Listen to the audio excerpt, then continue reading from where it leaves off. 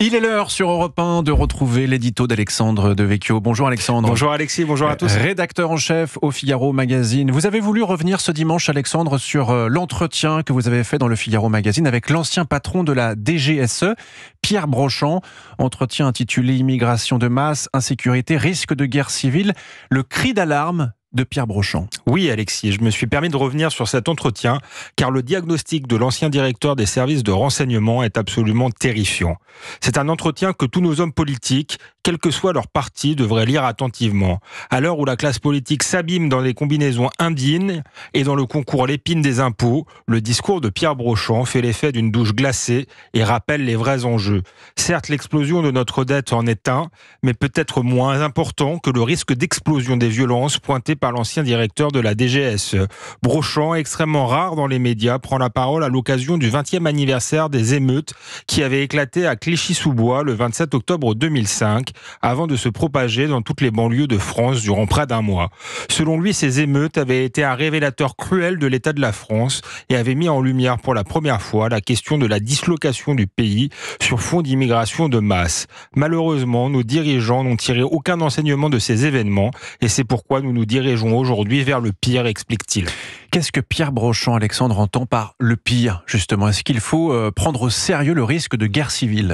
L'ancien patron de la DGSE, soucieux de précision, n'emploie pas le mot de guerre civile, car nous ne sommes pas dans le cas d'un affrontement fratricide entre Armagnac et Bourguignon.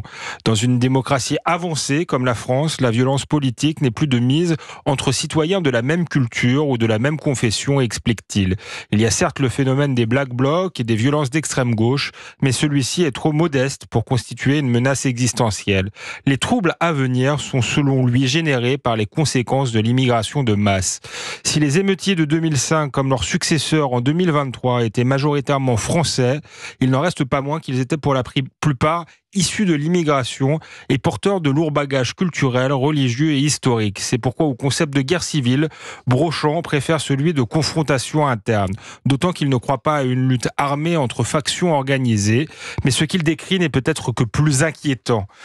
Un bouleversement démographique bien avant la fin du siècle, une tiers-mondisation progressive de la France et enfin une montée en puissance des violences ethniques, communautaires et religieuses jusqu'à ce que notre pronostic vital soit engagé. Et cette confrontation interne peut-elle être évitée, selon lui? Les réponses existent et sont simples et connues, explique Brochand, et de citer la réduction drastique des flux d'entrée sur le territoire, notamment en externalisant les demandes d'asile et en ramenant à zéro l'attractivité sociale de la France pour les immigrés, l'extension de la laïcité à l'ensemble de l'espace public et bien sûr une réforme pénale décomplexée faisant sauter certains verrous constitutionnels. La difficulté tient moins dans la complexité des solutions que dans la volonté politique de les appliquer. Il faut écouter Pierre Brochand. Merci beaucoup Alexandre Devecchio. Merci C'était beaucoup. votre édito. Bon dimanche à vous.